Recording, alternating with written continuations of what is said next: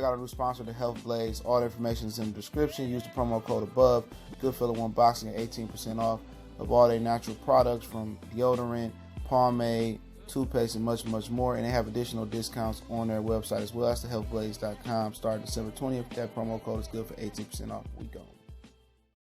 All right, we back. Goodfellow Sports TV in the building. Make sure you hit that subscribe button, bell icon button.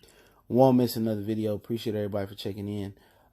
Make sure you hit that subscribe button, bell icon button. But yeah, if you know, Tyson Fury is like the third heavyweight to fight coming up in the last 2 months. Okay, that matters.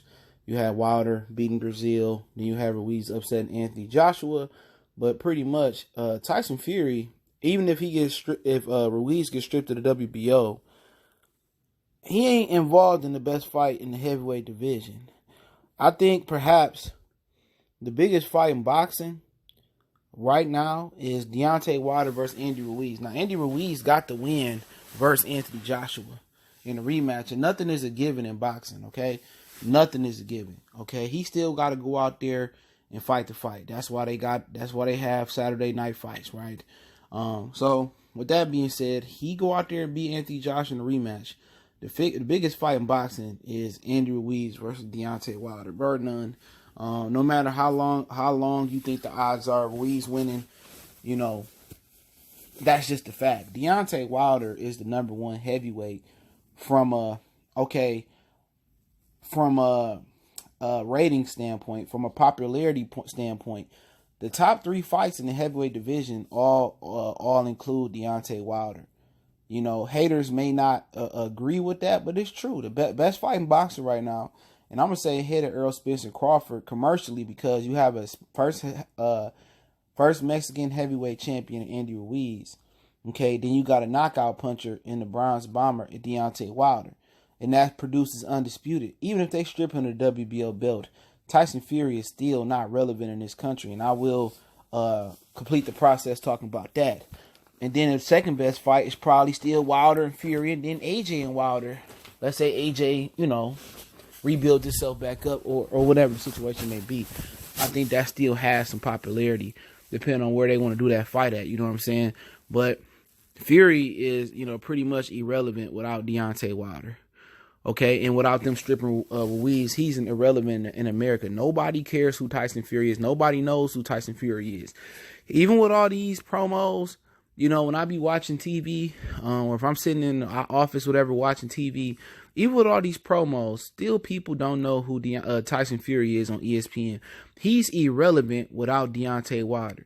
In this country, and pretty much in boxing, he's synonymous with Deontay Wilder. His name ring bells because of the Deontay Wilder fight. His name don't ring bells because of Vladimir Klitschko. Over here, nobody even know he fought Vladimir Klitschko, to be real. Outside of the boxing community, nobody knows that. All they know is they said he's the lineal champ, and there's no belt for that.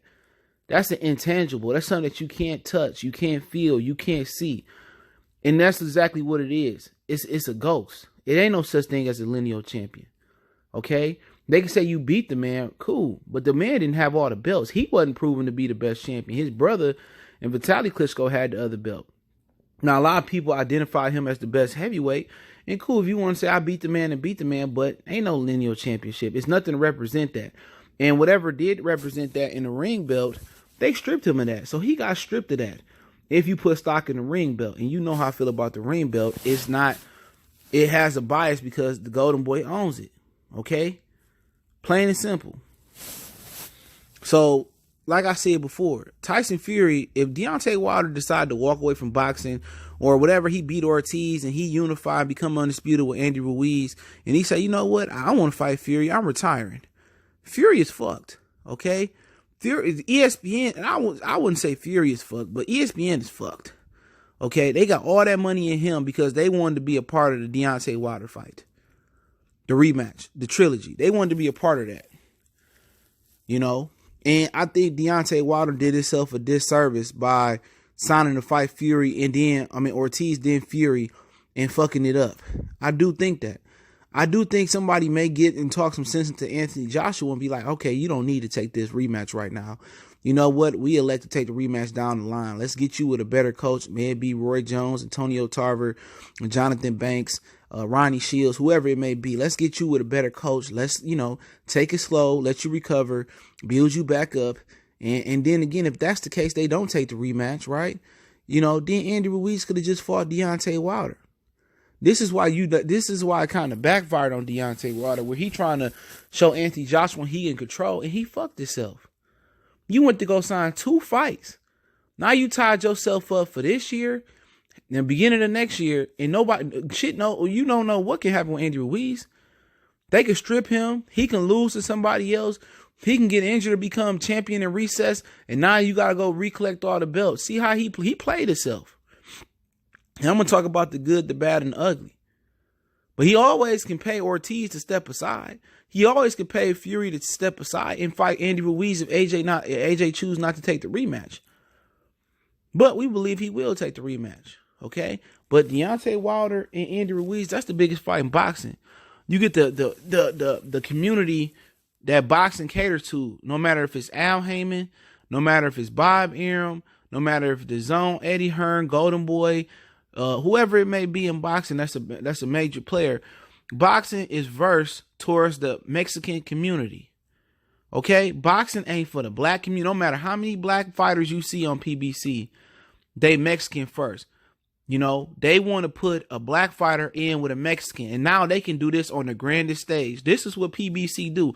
This is what it's built off. This is why you had Earl versus Mikey Garcia. This is what Floyd Mayweather feels that helped create him helped generate $1 billion.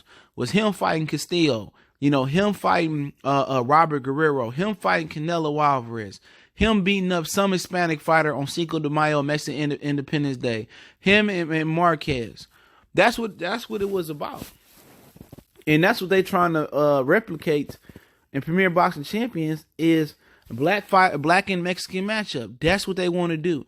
Everything they cater is to a Mexican fighter. Leo Santa Cruz get the most catering over there. That's what they want to do. And they able to do this on the biggest stage ever. Something that Mayweather didn't do. All on the heavyweight division, a glamour division, with all 4 major belts on the line, and it will be for the ring belt for those who care about the ring belt. They will make that for the ring belt.